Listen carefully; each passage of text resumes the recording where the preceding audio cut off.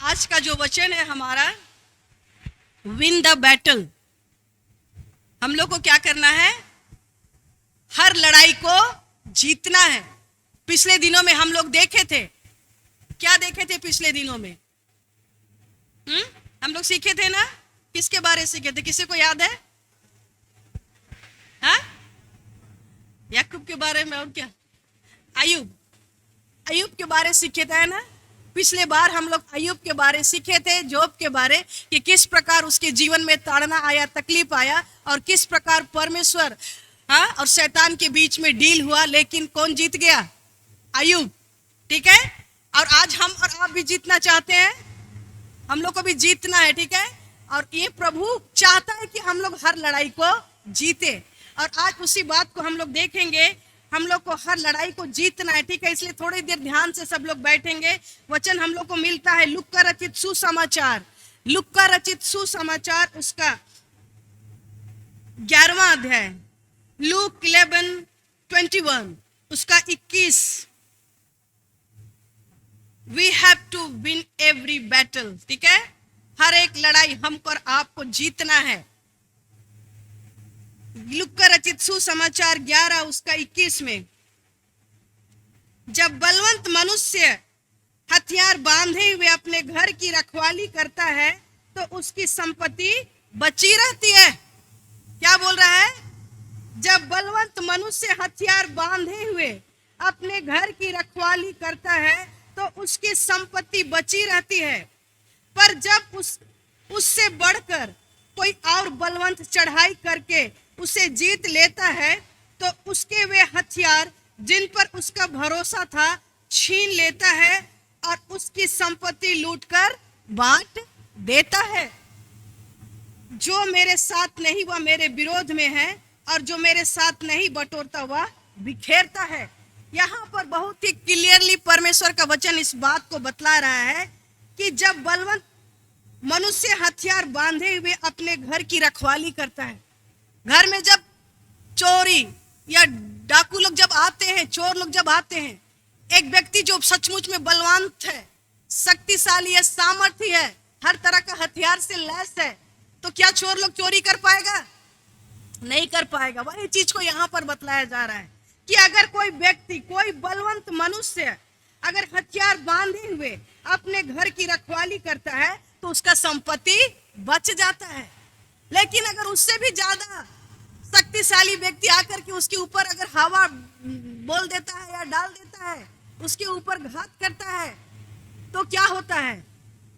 हार जाता है। और वही बात यहाँ पर बोल रहा है सेकंड में, क्या है कि पर जब उससे बढ़कर कोई और बलवंत चढ़ाई करके उसे जीत लेता है तो उसके वे हथियार जिस पर उसका भरोसा था छीन लेता है और उसकी संपत्ति लूटकर बांट देता है। उसका हथियार को भी छीन लेता है और उसका संपत्ति को भी क्या करता है? लूट करके बांट देता है। और आज इसी बात को हम लोग देखने जा रहे हैं कि हम किस साइड में हैं, आज हमारा परिस्थिति क्या है।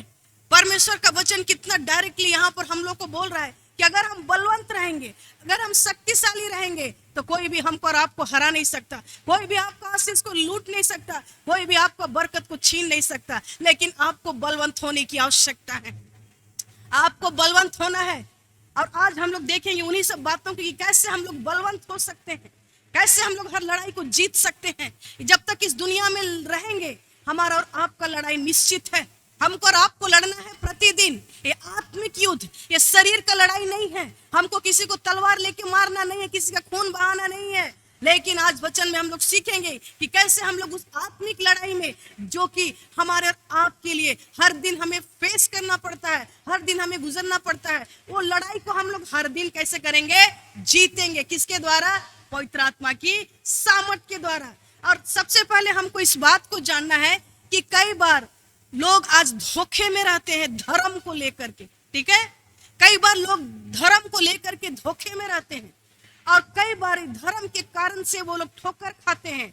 और परमेश्वर का जो प्लान है, परमेश्वर का जो इच्छा है, जो विजय देने का परमेश्वर रेडी है, घोषणा करता है, उसको क्या करते हैं? हम लोग नहीं अपने जीवन में स्वीकार करते हैं। और जैसे हम लोग जानते हैं, मसीहत, क्रिश्चियनिटी कोई रिलीजन, कोई धर्म नहीं है। आज यदि किसी भी धर्म में जाइए, धर्म के नाम पे जितना खून बहा है उतना किसी और बात के लिए खून नहीं बहा है। धर्म, ये धर्म कौन बनाया है? ये मनुष्य के द्वारा बनाया गया रीति विधि है। कोई भी धर्म आप दुनिया में देखिए, इतना ज्यादा रीति विधि है। धर्म, सब चीज को लोग आज धर्म में परिवर्तित कर दिए। हर चीज को, जब भी कोई बात आता है एक धर्म से उसको जोड़ देते हैं। और मनुष्य लोग बहुत ही क्या है, सरल है, सीधा है। जो बड़े लोग या जो अधिकारी, जो गुरु लोग बोलते हैं धर्म है बोलते हैं, तो उसको क्या करते हैं वो लोग अपने जीवन से पूरा करते हैं। आज यदि हम लोग देखेंगे धर्म के बारे तो बहुत कुछ है, लेकिन मैं उनके बारे डिस्कस नहीं करूंगी। लेकिन भी हमको और आपको जानना है ये धर्म क्या करता है, हमको और आपको क्या करता है, धोखे में रखता है और हम लोग का जीवन दूषित हो जाता है। और ये धर्म क्या, अगर आप किसी भी धर्म में है, पहला चीज क्या है, धर्म में क्या करता है, नियम का पालन करना बहुत जरूरी होता है किसी भी धर्म में जाइए। लेकिन आज प्रभु हमको और आपको बतलाना चाहता है कि हम लोग किस तरह, वो धर्म मतलब क्या बोलेंगे हम लोग। आज एक पेड़, पेड़ का फल, पेड़ का पत्ता, पेड़ का फूल, पेड़, घास फूस, टाइम, काल, सब चीज को आज क्या किए हैं, धर्म के रूप में परिवर्तित कर दिए हैं। कुछ भी करना है नहीं, इसके लिए हमको ये करना है। और इस तरह से धर्म के नाम पर आज लोग कंफ्यूज हो जाते हैं। लेकिन परमेश्वर आज हमसे और आपसे चाहता है कि हम सचमुच में उस धार्मिकता, जो धर्म के बारे आज दुनिया के लोग भाग रहे हैं, परमेश्वर आज चाहता है कि हम उनसे बाहर निकले। क्योंकि परमेश्वर, क्रिश्चियनिटी या मसीहत कोई धर्म नहीं है, लेकिन वो जीवित परमेश्वर के साथ क्या है, संबंध है। आज हमको और आपको उसको जानने की आवश्यकता है। जिस दिन आप इस बात को समझ जाएंगे, उस दिन आप हर एक बैटल को क्या करेंगे, जीतेंगे। क्योंकि यीशु मसीह अपने चेलों से क्या बोला था, बोला था कि तुम फरीसी और सदूकियों के खमीर से सावधान। किस लिए? क्योंकि ये जो धर्म के गुरु लोग हैं, ये जो धर्म के नेता लोग थे, सदूकी लोग, फरीसी लोग, न्यायी लोग, हेरोदिया, ये लोग क्या करते थे, प्रभु पर विश्वास, परमेश्वर के सामर्थ पर विश्वास नहीं करते थे। वो लोग धर्म को राजनीति से जोड़ दिए थे। और वो लोग क्या करते थे, कभी भी परमेश्वर के सामर्थ पर भरोसा नहीं करते थे, परमेश्वर के चमत्कार पर भरोसा नहीं करते थे, परमेश्वर के चंगाई पर भरोसा नहीं करते थे। और यीशु मसीह जब पृथ्वी पर था, जब चंगाई कर रहा था, तो क्या होता है, ये सदूकी फरीसी लोग यीशु मसीह का भी तिरस्कार करते हैं और यीशु मसीह पर विश्वास नहीं करते हैं। कई बार ये लोग क्या थे, धर्म गुरु लोग थे, ये लोग क्या थे, नेता लोग थे, लेकिन परमेश्वर की सामर्थ पर विश्वास नहीं करते। आज भी ऐसे ही होता है, आज भी ऐसे ही होता है। आज कलीसिया के धर्म गुरु, आज धर्म गुरु लोग कई सारे कलीसिया के रीति और विधि बनाए हैं, आज उसमें लोगों को एंगेज कर दे रहे हैं। लोग उस धर्म रीति विधि को पूरा करने में पागल, उसके पीछे भाग रहे हैं। लेकिन परमेश्वर का क्या रीति है या परमेश्वर क्या चाहता है, उसको हम और आप क्या कर गए हैं, भूल गए हैं। ये आज हर एक कलीसिया की बात है।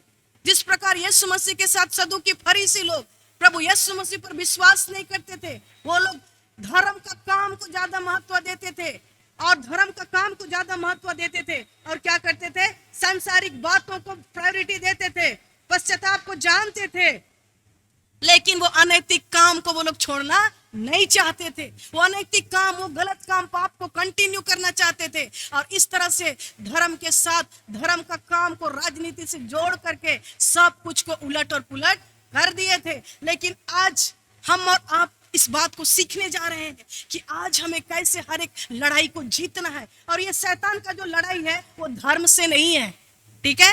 आज शैतान बहुत खुश है, लोग धर्म का काम को पूरा कर रहे हैं, धर्म का काम को कर रहे हैं, कितना चढ़ावा, कितना बलि, कितना सैक्रिफाइस, पेड़ पौधा, फूल पत्ता, घास, टाइम, काल, सब कुछ कर रहे हैं। इससे शैतान को कोई फर्क नहीं पड़ रहा है। लेकिन शैतान को यदि फर्क पड़ता है, शैतान का लड़ाई यदि है, तो वो यीशु मसीह जो कि जीवित परमेश्वर है उस पर विश्वास करने वालों के विरोध में।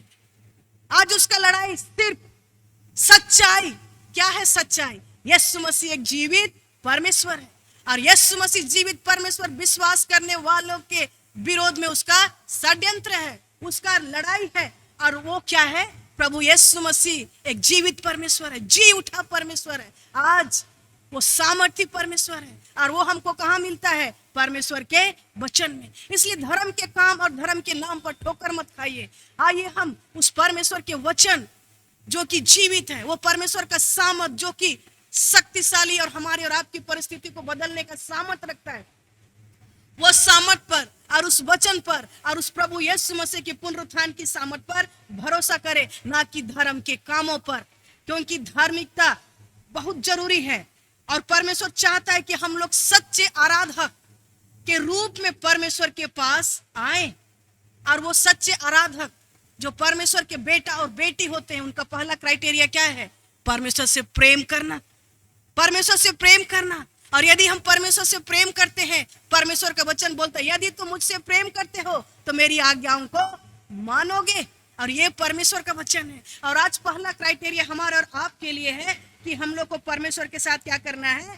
प्रेम करना है। मत्ती रचित सुसमाचार उसका 23 में एक बहुत ही एक वचन मिलता है जो हम पढ़ते हैं। मत्ती रचित सुसमाचार उसका 23 23, ठीक है। मत्ती रचित सुसमाचार उसका 23 में एक वचन मिला है जो आज लोग हमारे और आपके साथ करते हैं। उसका 3 और 5 में, इसलिए वे तुमसे जो कुछ कहे वह करता और मानता है, परंतु उनमें से काम मत करना, क्योंकि वे कहते तो हैं पर करते नहीं हैं। वे ऐसे भारी बोझ को जिनको उठाना कठिन है बांध करके उन्हें मनुष्यों के कंधों पर रखते हैं, परंतु स्वयं उसे अपनी उंगली से भी सरकाना नहीं चाहते हैं। मत्ती रचित सुसमाचार 23 वर्स 3 और 4। वे ऐसे ऐसे भारी बोझ को जिनको उठाना कठिन है बांध करके उन्हें मनुष्यों के कंधों पर रखते हैं, परंतु स्वयं उसे अपनी उंगली से सरकाना भी नहीं चाहते हैं। वे अपने सब काम लोगों को दिखाने के लिए करते हैं। वे अपने ताबीजों को चौड़े करके और अपने वस्त्रों को क्या करते हैं? कोड़े बढ़ाते हैं। मतलब किसके बारे बोल रहा है? धर्म गुरुओं के बारे। कई बार ऐसा होता है, कई सारे नियम के बारे बोल रहा है। ये नियम है, ये सच है कि हमको और आपको परमेश्वर के नियम के अनुसार चलना है, लेकिन मनुष्य जो धार्मिकता का जो नियम बनाया है उसको हमको और आपको छोड़ करके प्रभु जो चाहता है उसके वचन के अनुसार चलना है। जैसे हम देख रहे थे कि ये लोग भारी बोझ को आपके ऊपर डाल देते नियम बना करके, लेकिन खुद कोई उसको पूरा नहीं करता। और जिस प्रकार प्रभु यीशु मसीह के साथ भी सदुकी फरीसी लोग वैसे ही करते थे। और यीशु मसीह इसलिए यहाँ पर बोल रहा है कि तुम लोग को सावधान होने की आवश्यकता है। और जब हम और आप परमेश्वर के सच्चे आराधक हैं, जब हम और आप परमेश्वर से प्रेम करने वाले हैं, तो आज जरूरी है कि हम परमेश्वर के वचन के अनुसार चले और परमेश्वर का प्रेम को प्रकट करें अपने जीवन के द्वारा, अपने विश्वास के द्वारा, अपने सामर्थ के द्वारा, जो कि परमेश्वर के वचन में हमको और आपको मिलता है। और उस लड़ाई को जीतने के लिए प्रभु का वचन हमको और आपको बोलता है कि परमेश्वर के सारे हथियार बांध लो। ठीक है, आज हम लोग लड़ाई जीतने के लिए उस हथियार को देखने जा रहे हैं, क्योंकि आज हमको और आपको एक एक लड़ाई जीतना है। और परमेश्वर का वचन हम लोग को बोलता है कि आज हमको हर एक वो हथियार को पहन लेना है। ठीक है, हर एक हथियार को हम लोग को क्या करना है? पहन लेना है। धर्म का बात को नहीं, धर्म का जो नियम है जो मनुष्य बनाए उसको नहीं, लेकिन बोल रहा है कि तुमको यदि लड़ाई जीतना है तो वो हथियार को तुमको क्या करना है? पहन लेना है। मनुष्य के द्वारा बनाया गया रीति विधि नहीं, लेकिन परमेश्वर के द्वारा बनाया गया नियम को हमको और आपको क्या करना है? पहनना। वो हथियार के बारे बतला रहा है कि परमेश्वर के सारे हथियार पहन लेना है और प्रतिदिन अपने दुश्मन को हम और आप हरा सके। और इसलिए आइए वो हथियार हम सब लोग जानते हैं, और परमेश्वर चाहता है कि हमें धर्म के शास्त्रों या धर्म का मुखौटा ना पहने, धर्म का रीति विधि के पीछे ना भागे, लेकिन परमेश्वर के सारे हथियार को बांध ले। और जैसा हम लोग लूका रचित सुसमाचार में सुने अभी कि जब बलवंत मनुष्य हथियार बांधे हुए अपने घर की रखवाली करता है तो उसकी संपत्ति बची रहती है। आज हमको और आपको बलवंत होना है। किस चीज में बलवंत होना है? प्रभु में और उसकी शक्ति में। ठीक है, जो हमको और आपको मिलता है इफिसी 6 उसका 11 अध्याय में, इफिसी 6 उसका 10 में हमको और आपको मिलता है, ठीक है। इफिसी 6:10 में, इसलिए प्रभु में और उसकी शक्ति के प्रभाव में बलवंत बनो। इसलिए प्रभु में और उसकी शक्ति के प्रभाव में बलवंत बनो। हम लोग देख रहे थे एक तरफ परमेश्वर क्या बोल रहा है कि जब बलवंत मनुष्य हथियार बांधे हुए अपने घर की रखवाली करता है तो उसकी संपत्ति बची रहती है। किसको आज बलवंत बनना है? सबको बलवंत बनना है ना। यहाँ पर इफिसी 6:10 में प्रभु का वचन बोलता है कि इसलिए प्रभु में, किसमें बलवंत बनना है? प्रभु में और उसकी शक्ति के प्रभाव में बलवंत बनना है। बलवंत ऐसे मुंह से बैठे बैठे हम नहीं बन सकते, ठीक है। धार्मिक रीति विधि को पूरा करके नहीं बन सकते, लेकिन प्रभु चाहता है कि हम लोग को प्रभु का शक्ति में, प्रभु में और उसकी सामर्थ में हमको बलवंत बनना है। इफिसी 6:10, इफिसियंस 6:10, 11, 12, 13, ठीक है। इसलिए प्रभु में और उसकी शक्ति के प्रभाव में बलवंत बनो। परमेश्वर के सारे हथियार बांध लो कि तुम शैतान की युक्तियों के सामने खड़े रह सको, क्योंकि हमारा यह मल युद्ध लहू और मांस से नहीं परंतु प्रधानों से और अधिकारियों से और इस संसार के अंधकार के हाकिमों से और उस दुष्टता की आत्मिक सेनाओं से है जो आकाश में है। हमारा ये मल युद्ध कैसा है? हमारे लड़ाई क्या है? शरीर और मांस का नहीं है। आपका पड़ोसी आपका दुश्मन नहीं है, आपके सास ससुर, आपका खानदानी लोग आपके दुश्मन नहीं है, कोई भी धर्म को मानने वाले आपके दुश्मन नहीं है। लेकिन क्या है? क्योंकि हमारा ये मल युद्ध लहू और मांस से नहीं परंतु प्रधानों से, अधिकारियों से और इस संसार के अंधकार के हाकिमों से और उस दुष्टता की आत्मिक सेनाओं से है जो आकाश में है। किससे है? अंधकार की शक्तियों से है, उस शैतान की आत्मिक सेनाओं से है हमारा और आपका लड़ाई। और आज हमको और आपको किसी व्यक्ति को मारने की आवश्यकता नहीं है, किसी का विरोध करने की आवश्यकता नहीं है, कोई धर्म परिवर्तन करने की आवश्यकता नहीं है, लेकिन उस प्रभु का सामर्थ को प्राप्त करके वो जो अंधकार का शक्ति है जो आपके जीवन में बर्बादी को ला रही है, जो आत्मिक लड़ाई है, जो हमें आत्मा से जीतना है। शरीर से आप शरीर का लड़ाई जीत सकते हैं, लेकिन आत्मिक लड़ाई के लिए आपको परमेश्वर की आत्मा की सामर्थ की आवश्यकता है। और वो लड़ाई किससे है? उस अंधकार की शक्ति से। आपको प्रतिदिन परमेश्वर का सामर्थ में, प्रभु का वचन में बलवंत होना है और उसको घोषणा करना है, ताकि अंधकार का शक्ति जो आपके विरोध में है, आपका बरकत को रोक रहा है, आपके जीवन में असफलता को लेके आ रहा है, हर एक को दुष्ट की ताकत को आपको परमेश्वर का हथियार पहन करके उनको क्या करना है? हराना है और विजय होना है। और शारीरिक चीज से आत्मिक चीज ज्यादा रियल है, हम हमेशा इस बात को बोलते हैं। हाँ, spiritual things are more real than physical things. जो चीज हम देख रहे हैं वो नाश हो जाएगा, वो रियल नहीं है जिस चीज को हम आंख देख रहे हैं। लेकिन जो चीज हमको नहीं दिखता वो रियल है, वो लड़ाई रियल है, वो दुष्ट की ताकत रियल है, क्योंकि परमेश्वर चाहता कि हम लोग उससे बचे। और उससे बचने के लिए आपको पूरा हथियार पहनने के लिए बोल रहा है, ठीक है। और बोलता है इसलिए परमेश्वर के सारे हथियार बांध लो कि तुम बुरे दिन में सामना कर सको और सब कुछ पूरा करके स्थिर रह सको। पूरा हथियार हम लोग जानते हैं, एक सैनिक जब लड़ाई में जाता है तो ऐसे ही जाता है लड़ने के लिए नहीं, हर लड़ाई के लिए उसको पूरा हथियार को पहनना पड़ता है। थोड़ा ध्यान दिए कि क्या बोलते हैं, सैनिक जब लड़ाई में जाता है तो क्या पहनता? सबसे पहले अपने सिर को कवर करता है ना, एक हेलमेट को लेता है ताकि उसका सिर बचा रहे। दूसरा अपना बॉडी को क्या करता है? सुरक्षित रखने के लिए क्या करता है?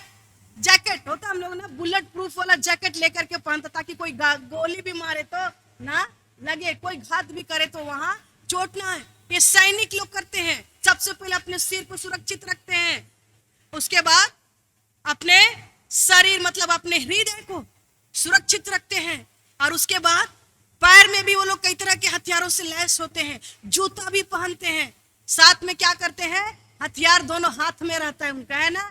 एक तो ढाल रहता है, गोल सा रहता है, जिससे क्या करते हैं वो लोग अपने आप को सुरक्षा मतलब प्रोटेक्शन का काम करता है। तलवार से क्या करते हैं? अगर दुश्मन आ रहा है तो उसको मारना है तलवार से, और कोई दुश्मन आप पर वार कर रहा है तो उसे क्या करना है? रोकना है, बचना है।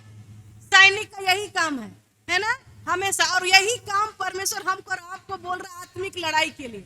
आत्मिक लड़ाई के लिए भी हमको और आपको आत्मा से जीतने के लिए, अंधकार की शक्ति से जीतने के लिए आपको आत्मिक हथियार से लैस होना है। आप इस शरीर से आत्मिक लड़ाई कभी नहीं जीत सकते। आपको आत्मिक लड़ाई जीतने के लिए पूरी रीति से आपको परमेश्वर का जो हथियार है, जो परमेश्वर हमको और आपको दिया, उससे हमें लैस होने की आवश्यकता है। और जब हम पूरे तरह से लैस हो जाएंगे, हर लड़ाई हम और आप जीतेंगे। एक्चुअली हम लोग जीतल ही, हम लोग ऑलरेडी हमारा लड़ाई प्रभु यीशु मसीह क्रूस पर जीत लिया है।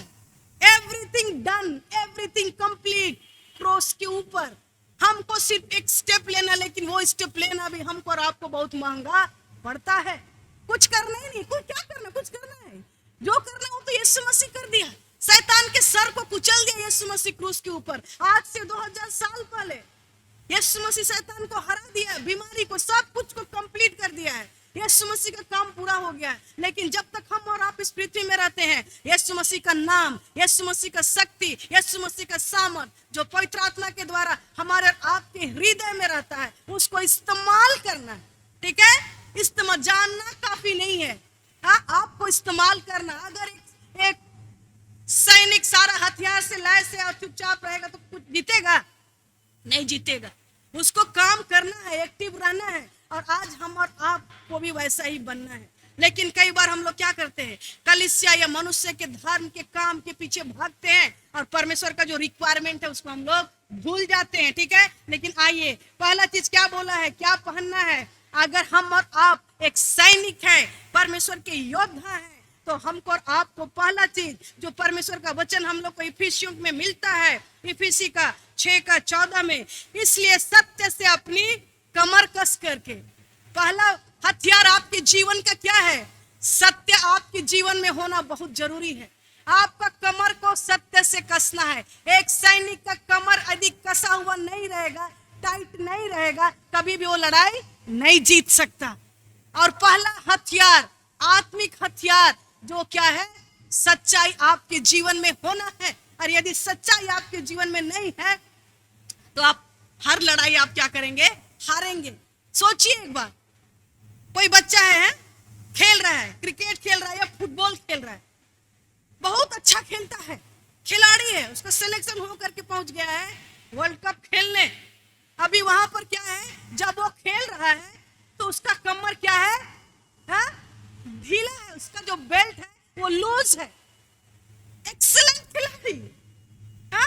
कितना टेस्ट पास करके गया है वर्ल्ड कप में खेलने के लिए, जब मैदान में उतरा है उसका कमर पूरा लूज है, वो दौड़ रहा है, एक हाथ से क्या किया है, पैंट को पकड़ा है, क्योंकि बार बार वो क्या हो रहा है, गिर रहा है। उसका ध्यान जीतना है, लेकिन चूंकि उसका कमर लूज है, वो रात और दिन जितना भी खेले वो कभी जीत नहीं सकता, हारेगा। क्योंकि उससे जो उसके जो और भी खेलने वाले खिलाड़ी लोग हैं, वो लोग का कमर टाइट है, वो लोग दौड़ के यहाँ से वहां चले जा रहे हैं, और जब वहां पहुंचना है वो यहीं पर क्या कर रहा है, उसका ध्यान पैंट उठाने में लूज। ये बहुत साधारण लगता है, बट ये है आत्मिक सच्चाई। ये बहुत साधारण है, लेकिन ये आत्मिक सच्चाई है। जब हमारे और आपके जीवन में सच्चाई नहीं होता है, हमारा और आपका कमर लूज है, आपके सामने कितना चुनौती है, चैलेंज है, लेकिन चूंकि सच्चाई नहीं है, और इसी कारण से आप हर लड़ाई को आप क्या कर रहे हैं, हार रहे हैं। इसीलिए लास्ट समय में मैंने आपको बताया था कि इंटीग्रिटी, सच्चाई होना कितना जरूरी है हमारे और आपके जीवन में। और उसी सच्चाई के ऊपर परमेश्वर घमंड किया अय्यूब के बारे में। और आज हमारा और आपका कमर यदि लूज रहेगा, अगर हम सच्चाई में नहीं रहेंगे, तो हम हर लड़ाई को हारेंगे, हम ये आपको बोलते हैं। लेकिन यदि आपके जीवन में सच्चाई है, आप हर लड़ाई को जीतेंगे। हालेलुया, हर लड़ाई को आप जीतेंगे। सत्य पे चलना है ना, और सत्य में चलने के लिए आपका सही मन होना बहुत जरूरी है। अगर आप सच्चाई में चलना चाहते हैं तो आपका मन को सही होना बहुत जरूरी है। अगर रात भर आप कुछ ऐसा चीज को देख लिए, गलत चीज को, और वो चीज आपके मन में पूरा हावी हो गया, तो आपका मन सही नहीं रहेगा। आप कहीं ना कहीं कुछ गलत चीज में आप कंप्रोमाइज कर लेंगे, और उसके बाद सच्चाई आपके जीवन से क्या हो जाएगा, खत्म होने लगेगा। तो आप क्या करेंगे, आप धोखे में रहेंगे, अरे मैं तो ठीक हूं। लेकिन ऐसा हमको धोखे में रहना नहीं है। परमेश्वर चाहता है कि हम लोग हर प्रकार से पवित्र आत्मा की सामर्थ में आगे बढ़े, सच्चाई के साथ। क्योंकि जब आपके जीवन में सच्चाई रहेगा, पवित्र आत्मा का सामर्थ आपके जीवन से बहेगा, पवित्र आत्मा का आशीष आपके जीवन से बहेगा और आप हर विजय को जीतेंगे। ठीक है, पहला हथियार यहाँ पर क्या बोला है? Belt of truth. हमारे जीवन में सच्चाई होना बहुत जरूरी है और वो आपके कमर को कसे रहता है। और जब आपके जीवन में जब सच्चाई होता है, आप कभी किसी से डरते नहीं। कई बार ऐसा भी होता है कि जब हम लोग अपने जीवन में गलत करते हैं, इवन परमेश्वर के साथ प्रार्थना करने का दम भी नहीं होता है कि नहीं? हम लोग को डर लगता है, प्रार्थना करने का मन नहीं करता क्योंकि मेरे जीवन में सच्चाई नहीं है। और इसीलिए आज परमेश्वर चाहता है कि हम और आप क्या करें? सच्चाई को पकड़ करके चले। और दूसरा क्या है? धार्मिकता का झिलम पहन कर बोल रहा। जो ब्रेस्ट प्लेट के बारे हम बात किए थे, वो धार्मिकता का झिलम पहनना है। ठीक है, और ये धार्मिकता का झिलम क्या है? पहनना है बोल रहा है। Something we need to put on, हम लोग को पहनना है। नहीं बोल रहा है कि यू हैव टू डू, कुछ करना नहीं बोल रहा, लेकिन आपको उसको पहनने के लिए बोल रहा है। और वो क्या है? धार्मिकता का झिलम। ये कहाँ मिलता है? ये कैसे मिलता है? हाँ, जब हम यीशु मसीह को अपने जीवन में स्वीकार करते हैं, हाँ, जब यीशु मसीह से अपना संबंध बनाते हैं, तो यीशु मसीह क्या करता है? जैसे मैंने बोला, यीशु मसीह का काम पूरा हो गया। यीशु मसीह क्या बोलता है? जिस दिन ये महिमा प्रभु यीशु मसीह को अपने जीवन में स्वीकार की, प्रभु को बोली, प्रभु मेरे जीवन में आइए, मेरे पापों को क्षमा कीजिए प्रभु, और मुझे अपना बेटा और बेटी बनाइए। और जिस दिन हमने उस प्रार्थना को स्वीकार किया, यीशु मसीह क्या किया? मेरे जीवन का सारा पाप अपना अकाउंट में ले लिया। यीशु मसीह मेरे जीवन का, आपके जीवन का सारा पाप को अपने अकाउंट में ले लिया। और यीशु मसीह का जो धार्मिकता था, जो पवित्र जीवन था, वो धार्मिकता महिमा को मिल गया। आज के बाद से मेरी बेटी का सारा पाप मैं क्रूस पर ले लिया हूँ, और मेरा जो धार्मिकता है, यीशु मसीह जो पाप को नहीं जानता था, उसके ऊपर सारा पाप डाल दिया गया। वो धार्मिकता, वो पवित्रता आज मैं महिमा को देती हूँ। और इस तरह से जब हम प्रभु के बच्चे बन जाते हैं, तो ऑटोमेटिकली हमको और आपको धार्मिकता का कपड़ा मिल जाता है। जैसे हम लोग कपड़ा चेंज करते हैं, धार्मिकता का वस्त्र है, जिसके बारे यहाँ पर बोल रहा है कि आज हमको और आपको हर एक लड़ाई जीतने के लिए वो धार्मिकता का वस्त्र को गंदा होने नहीं देना है। हम लोग को तो यीशु मसीह साफ पवित्र कपड़ा दे दिया, लेकिन आज हम लोग बार बार पाप करके धार्मिकता का जो पवित्रता का जो वस्त्र यीशु मसीह दिया, उसको हम लोग गंदा कर देते हैं, और जिसके कारण से लड़ाई को हार जाते हैं। और परमेश्वर चाह रहा है कि जो धार्मिकता का वस्त्र हम तुमको दिए हैं, एक एक विश्वासी को, चाहे वो किसी भी जाति धर्म का क्यों ना हो, जब वो प्रभु यीशु मसीह पर विश्वास करता अपने पापों की क्षमा के लिए, तो यीशु मसीह तुरंत डाकू को कैसे बोला था, है ना? डाकू के बारे हम लोग जानते, जब यीशु मसीह क्रूस पर था, वो डाकू क्या बोला? यीशु मसीह को पहचान लिया कि ये कोई साधारण व्यक्ति नहीं है, और वो अपने पापों का पश्चाताप करने लगा। बोला, प्रभु यदि तो अपने राज्य में आए तो मेरी सुधि लेना। एक सेकंड में यीशु मसीह बोला, आज ही तू मेरे साथ स्वर्गलोक में होगा। ये है परमेश्वर का अनुग्रह, हमको और आपको कुछ करना ही नहीं है। This is so simple. ये है प्रभु का अनुग्रह और परमेश्वर का नियम। लेकिन आज धर्म गुरु लोग इसको कितना कॉम्प्लिकेट बना दिए हैं। धर्म और नीति क्या क्या नियम ला करके लोगों को सच्चाई से दूर रख रहे हैं। लेकिन आज हम और आप खुशकिस्मत है कि हम आज उस परमेश्वर को जानते। कुछ नहीं करना है, यीशु मसीह उसको आश्वासन दे दिया, आज ही तू मेरे साथ स्वर्गलोक में होगा। और वही यीशु मसीह आज हम सबके साथ भी वही बोलता है। हम लोग को धार्मिकता का वस्त्र दे दिया है, और उस धार्मिकता का वस्त्र को जब हम और आप पहने हैं, हम लोग को उसको संभाल करके रखना है। ठीक है, किसी को उसको गंदा करना नहीं है। लेकिन कई बार हमारे दिमाग में वो थॉट्स आता है, हम किसी से कम नहीं, हम किसी को क्या माने, हम लोग क्या करते हैं, धार्मिकता के वस्त्र को हम लोग गंदा कर देते हैं।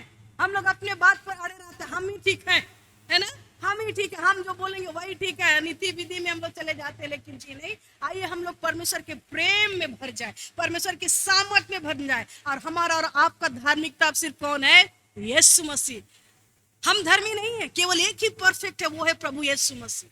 वो हमको दिया है धार्मिकता, वो हमको दिया है, और प्रभु चाहता है कि हम उसको संभाल करके रखें। तो हम लोग का जो धार्मिकता का जो झिलम है, वो हमको और आपको पहनना है। ठीक है, और हम सबको पाप से दूर भागना है। ठीक है, और प्रभु चाहता है कि हम लोग वो धार्मिकता को क्या करें, संभाल करके रखें। ये प्रतिदिन का कर्तव्य है। तो तीसरा और क्या है? पांव में मेल के सुसमाचार की तैयारी के जूते। पांव में क्या करना है? हा? जूता पहनना है। कैसा वाला जूता? मेल मिलाप का जूता बोल रहा है। पहले तो हम लोग देखे बेल्ट, सत्या का बेल्ट, हम लोग के जिनमें सच्चाई होना है। दूसरा, हम लोग को विश्वास होना है कि हम प्रभु का लहू में शुद्ध हुए हैं और हम धर्मी हैं, शैतान हमको छू नहीं सकता। धार्मिकता का ब्रेस्टप्लेट हम पहने हैं। और तीसरा क्या बोल रहा है? पांव में जूती। कैसा वाला जूती? मेल मिलाप का जूती। कई बार हम लोग के जीवन में मेल मिलाप नहीं रहता है ना, हम लोग ना नहीं रहता है ना। मेल मिलाप के बदले हम लोग क्या करते हैं? मेल मिलाप छोड़ के हम लोग क्या करते हैं? आग लगा देते हैं कई बार, है ना? पता है कि नहीं? छोटा छोटा बात को यहाँ से सुने हुआ था कि वहां आग लगा दी, उधर जाके आग लगा दी है। प्रभु का वचन बोल रहा है कि हम लोग को मेल मिलाप करने वाला बनना है। हम लोग को एक दूसरे को संभालना है।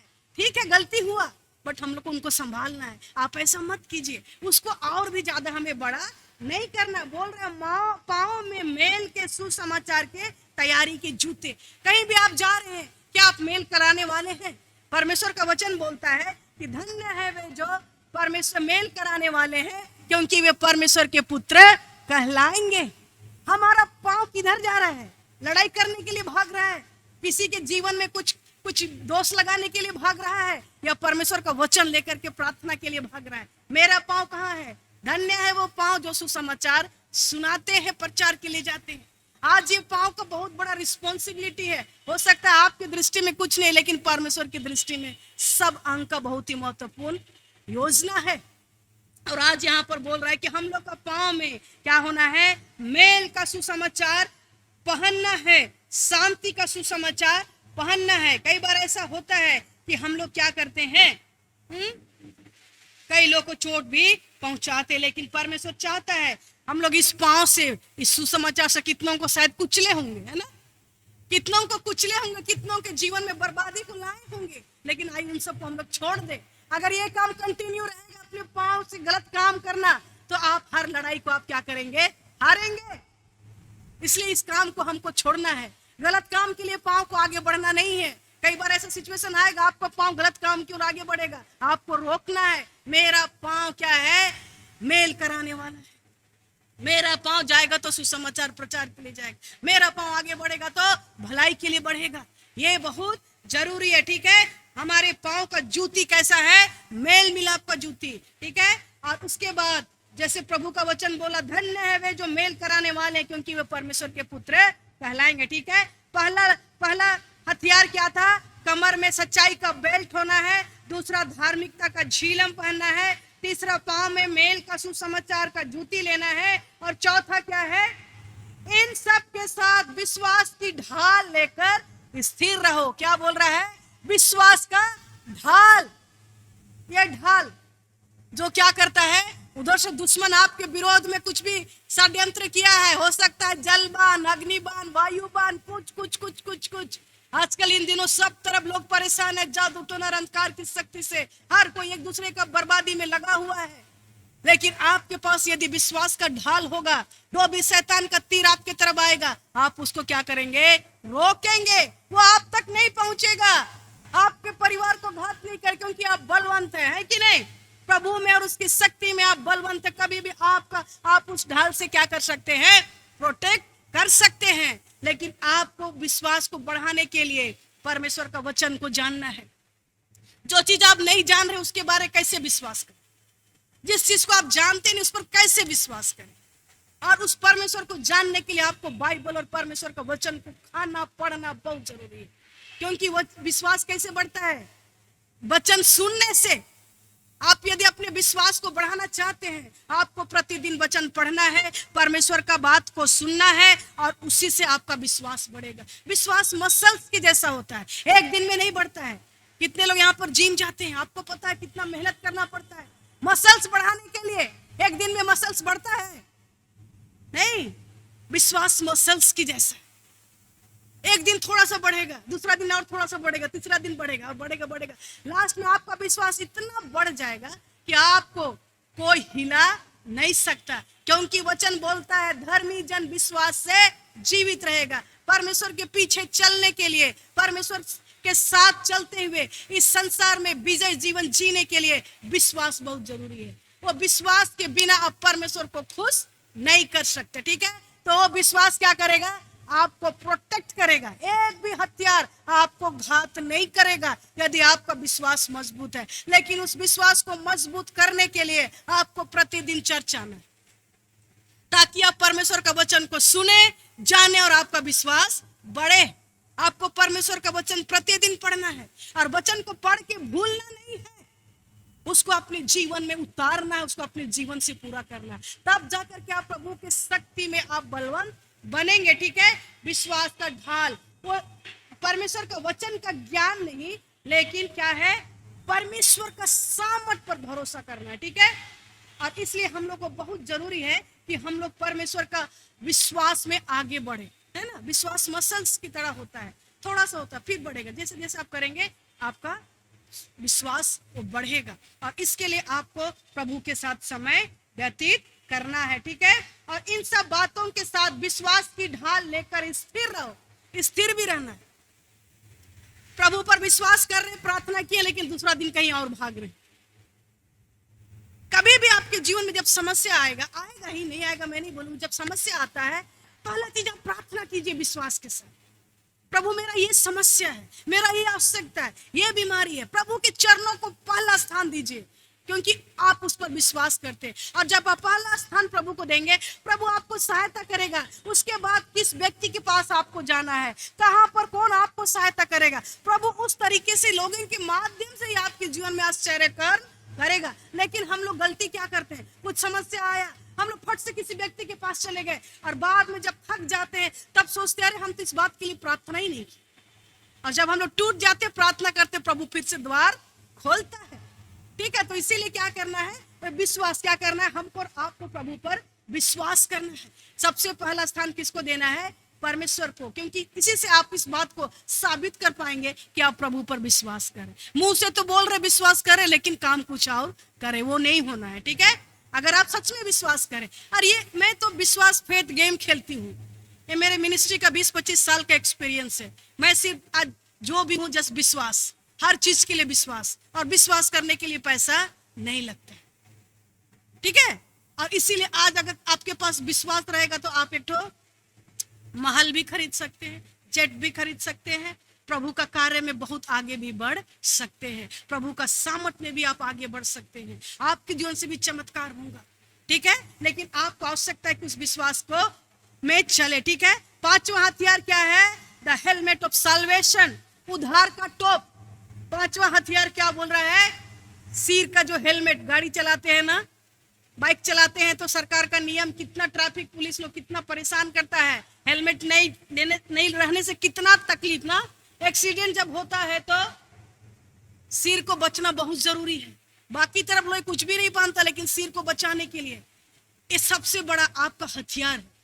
आपका शरीर का तो हेलमेट है ही, लेकिन उसी को तुलना किया है कि उद्धार का टोप, हेलमेट ऑफ साल्वेशन, जो सबसे बड़ा हथियार है। आज उद्धार क्या है, मैं हमेशा बताती हूँ, लोग इस बात को भी नहीं जानते हैं कि उद्धार क्या है। हाँ, उद्धार क्या है, मोक्ष क्या है, मुक्ति क्या है। परमेश्वर सब कुछ बहुत साधारण बना दिया, बार बार मैं बोलती हूँ। उद्धार क्या है, पाप के दंड से छुटकारा। उद्धार साधारण है, पाप के दंड से छुटकारा। और ये पाप के दंड से छुटकारा कौन दे सकता है, सिर्फ और सिर्फ यीशु मसीह। उद्धार किस में पाया जाता है, सिर्फ और सिर्फ मसीहत में पाया जाता है। किसी भी धर्म में उद्धार और मोक्ष और मुक्ति नहीं पाया जाता है, सिर्फ पाया जाता है तो सिर्फ प्रभु यीशु मसीह में। और ये उद्धार क्या है, पाप के दंड से छुटकारा। और यीशु मसीह वो पाप का दंड को अपने ऊपर ले लिया, यीशु मसीह वो पाप का दंड को अपने ऊपर ले लिया, एक एक व्यक्ति का पाप, सारे मानव जाति का पाप। यूहन्ना 3:16 में लिखा, परमेश्वर ने जगत से ऐसा प्रेम किया कि उसने अपना एकलौता पुत्र को दे दिया, ताकि जो कोई उस पर विश्वास करे नाश न हो परंतु अनंत जीवन पाए। आज यीशु मसीह चाहता है कि हर एक लोग पाप से उद्धार प्राप्त करके अनंत जीवन को प्राप्त करे। वो अनंत जीवन सिर्फ यीशु मसीह में मिलता है। कब मिलता है, जब कोई भी व्यक्ति प्रभु यीशु मसीह को अपने जीवन में स्वीकार करता है, जब कोई भी व्यक्ति प्रभु यीशु मसीह से अपना संबंध बनाता है। प्रभु यीशु मसीह से बोलता है, चाहे वो किसी भी जाति का, धर्म का, भाषा का व्यक्ति कितना भी बड़ा पापी हो, कितना भी बड़ा गुंडा क्यों ना हो, जब यीशु मसीह के पास आता है, बोलता प्रभु यीशु मसीह मेरे पापों को क्षमा कीजिए और मेरे जीवन में आइए, मेरे हृदय में आइए और मुझको जैसा मनुष्य आप बनाना चाहते हो वैसा ही बनाइए। जैसे ये छोटा सा प्रार्थना करता है, आज से मेरे जीवन का प्रभु आप बन जाइए, जैसे ये प्रार्थना करता है उसके जीवन का उद्धार हो जाता है। और यही है उद्धार का टॉप, यही है साल्वेशन, यही है उद्धार का टॉप। मतलब प्रभु चाहता है कि आप लोग के हर एक के जीवन में वो विश्वास हो, वो एश्योरेंस हो कि मेरा उद्धार हो चुका है। सबको विश्वास है ना?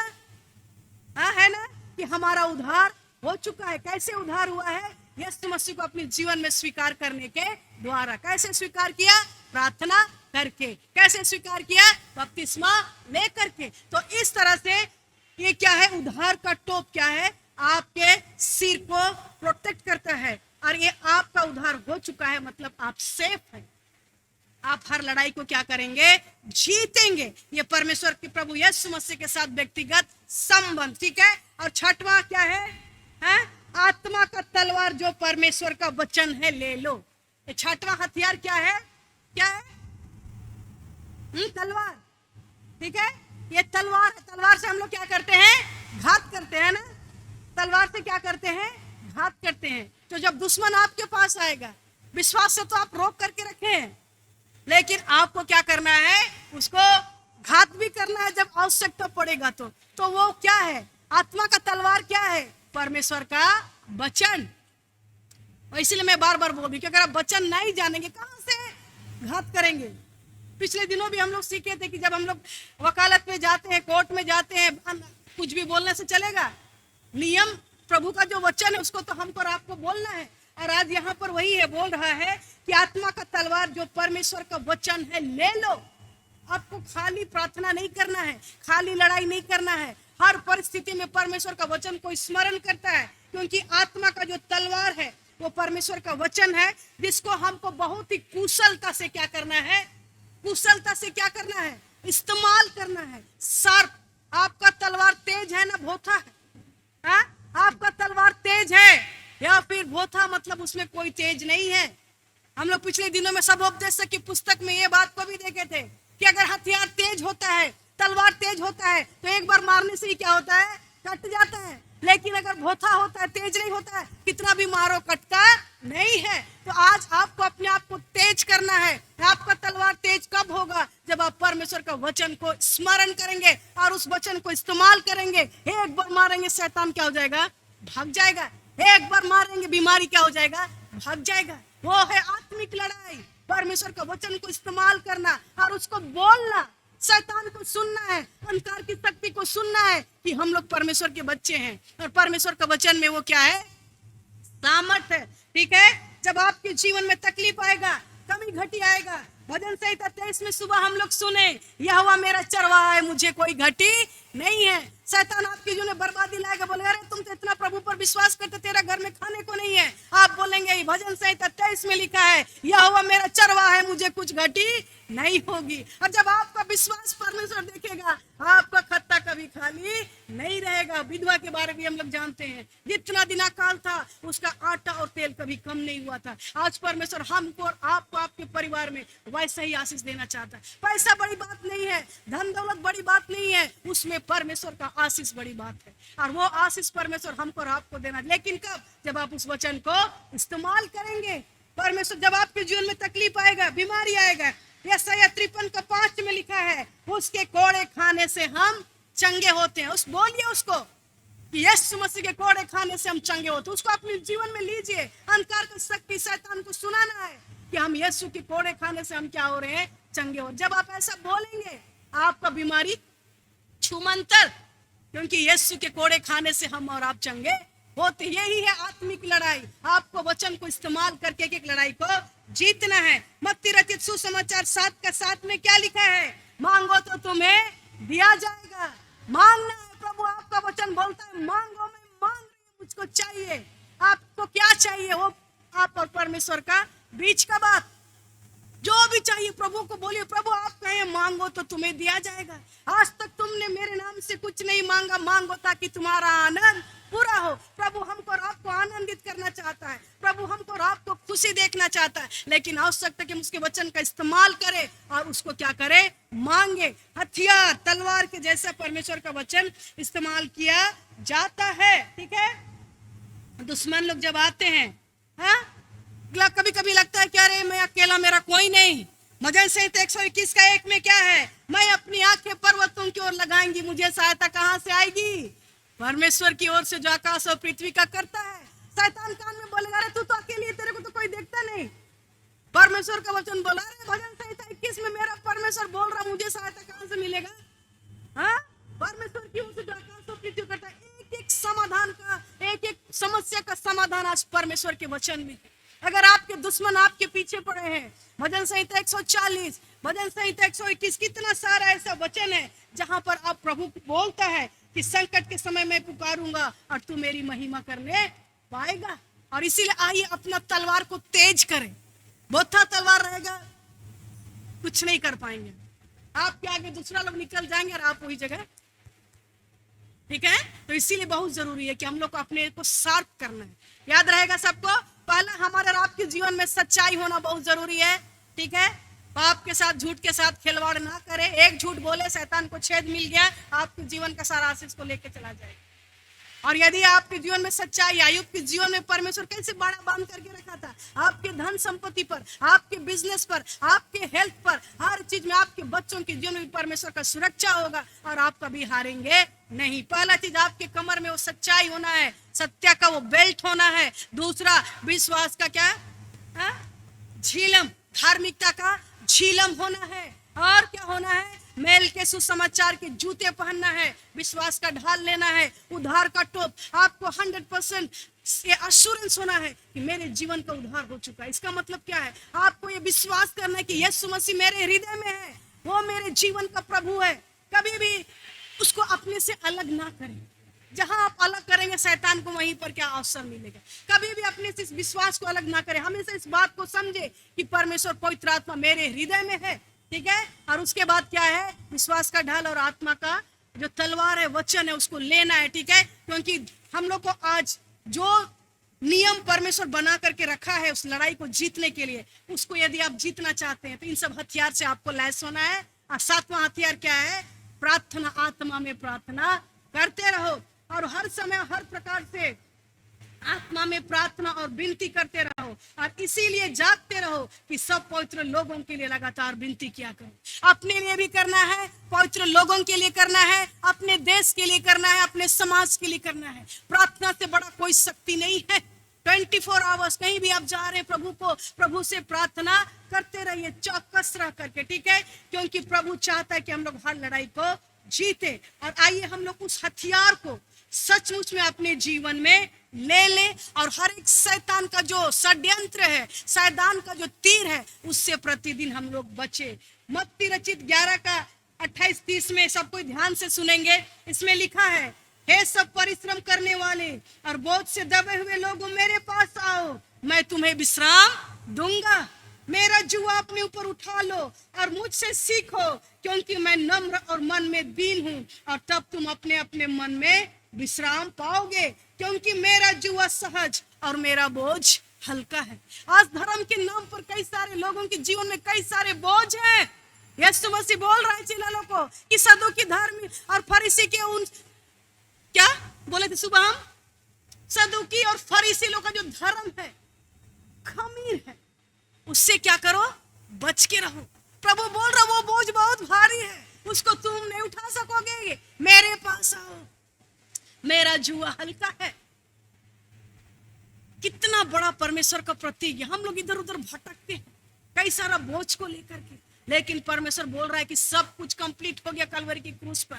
आज प्रभु चाह रहा है कि हम उसके पास आए, हे सब परिश्रम करने वाले, आइए हम लोग उस परमेश्वर के पास आए और उस बोझ को परमेश्वर के ऊपर डाल दे। हे सब परिश्रम करने वाले और बोझ से दबे हुए लोगों, मेरे पास आओ, मैं तुम्हें विश्राम दूंगा। मेरा जुआ अपने ऊपर उठा लो और मुझसे सीखो, क्योंकि मैं नम्र और मन में दीन हूं, और तुम अपने मन में विश्राम पाओगे, क्योंकि मेरा जुआ सहज और मेरा बोझ हल्का है। आइए उस धर्म के रीति विधि नहीं, लेकिन परमेश्वर के उस वचन और उस हथियार को अपने जीवन में ले लें। आइए हम लोग अपने लिए प्रार्थना करें, अपने लिए प्रार्थना करें। आपके जीवन में कौन सा क्षेत्र में आप कमजोर पाए जाते हैं? हो सकता है आपके जीवन में आज झूठ पाया जाता है। आइए प्रभु से प्रार्थना करें, बोले प्रभु मुझको सहायता कर कि हम सच्चाई का जीवन जीने पाए प्रभु। कभी भी हमारा कमर ढीला ना होने पाए प्रभु जी, कभी भी हमारे कमर में प्रभु जी असत्य के कारण से हम कभी भी कोई लड़ाई हारने ना पाए। परमेश्वर पिता प्रभु सहायता कर। अपने लिए प्रार्थना करें। क्या आपके जीवन में आज विश्वास की कमी है? बोले प्रभु मेरे विश्वास का उपाय कर प्रभु जी, विश्वास करने में सहायता कर। क्या आपके जीवन में आज मेल के सुसमाचार की कमी है? क्या आप हमेशा लड़ाई की ओर देखते हैं? क्या इस मेल के सुसमाचार के बदले आपके पैरों में कई ऐसे गलत जूतियां हैं जिनसे कईयों का जीवन बर्बाद हुआ है? आइए प्रभु के सामने पश्चाताप करें, बोले प्रभु मुझको मेल के सुसमाचार की जूती दीजिए प्रभु। प्रभु मेरे विश्वास को बढ़ाइए प्रभु जी। ओ प्रभु आपने मुझे धार्मिकता का जो वस्त्र दिया है प्रभु, उसको मैं कभी भी गंदा ना करने पाऊं प्रभु जी। प्रभु सहायता कीजिए, हम पाप के साथ कंप्रोमाइज ना करने पाए प्रभु, पाप के साथ खिलवाड़ ना करने पाए प्रभु, लेकिन हमेशा प्रभु जी धार्मिकता का जीवन जीने पाए प्रभु। ओ पवित्र आत्मा हम आपकी आशीष को चाहते हैं प्रभु जी। ओ पवित्र आत्मा हम एक के जीवन में ऐसी आशीष को दे प्रभु जी।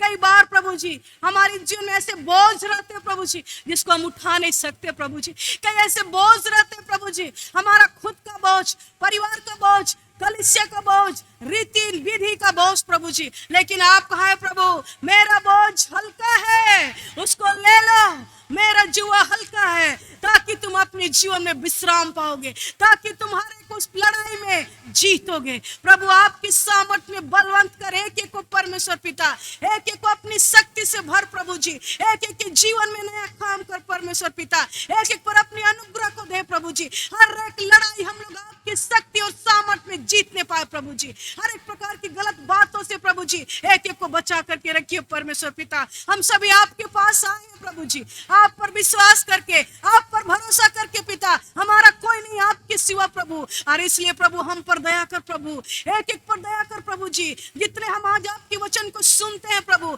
जो कुछ भी हमने सुना है प्रभु जी, ओ सहायता कर प्रभु जी कि हम उस बलवंत, ओ प्रभु हम एक बलवंत सैनिक की तरह प्रभु जी सारे हथियार से लैस होने पाए प्रभु जी हर दिन पिता परमेश्वर। और जितने भी दुश्मन जो हमारे विरोध में आते हैं प्रभु, वो सब एक एक करके गिरने पाए प्रभु जी। एक एक षड्यंत्र फेल होने पाए प्रभु, एक एक जादू टोना दूर होने पाए यीशु के नाम से प्रभु। एक एक अंधकार की शक्ति दूर होने पाए प्रभु, एक एक असफलता की बात दूर होने पाए प्रभु, एक एक अशांति की बात दूर होने पाए परमेश्वर पिता।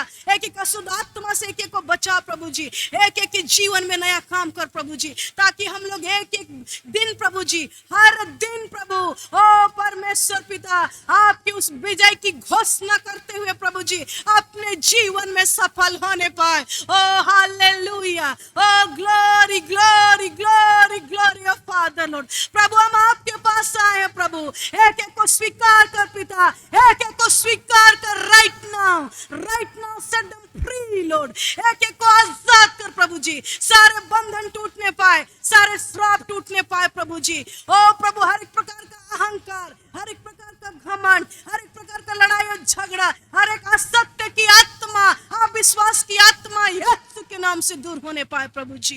एक एक को आजाद कर पिता परमेश्वर। ओ प्रभु हम सभी अपने आप को आपके हाथ में समर्पण करते प्रभु। आज के बाद से एक नया अनुभव प्रभु जी, आज के बाद से एक नया परिवर्तन प्रभु हम सबके व्यक्तिगत जीवन में, एक एक के परिवार में, कलीसिया में, देश में प्रभु जी आत्मा में प्रार्थना करने वाले होने पाए प्रभु जी। हमेशा प्रार्थना करते जाए प्रभु जी, और उस आशीष को प्राप्त करे जो आपने देने का वादा किया है परमेश्वर पिता। हर एक को कमी घटी को प्राप्त करे जो आपने हमारे जीवन में देने का वादा किया प्रभु जी। एक एक के जीवन में अपनी आशीष और बरकत को दीजिए प्रभु जी।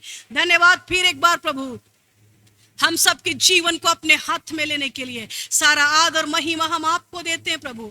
प्रार्थना को आपने सुना है प्रभु, और हम एक एक के जीवन को आजाद किया प्रभु। हम एक एक के जीवन को अपनी शांति से भरा है, खुशी से भरा है, अपने उद्धार और मुक्ति से दिया भरा है प्रभु। इसके लिए आपका धन्यवाद करते हैं। धन्यवाद प्रभु, फिर एक बार धन्यवाद पिता, धन्यवाद प्रभु यीशु, धन्यवाद पवित्र आत्मा, हमारी प्रार्थना को सुनने के लिए। सारा आदर और महिमा हम आपको देते हैं प्रभु, और प्रार्थना को मांगते हैं त्रिएक परमेश्वर पिता, पुत्र और पवित्र आत्मा के नाम से, आमीन आमीन।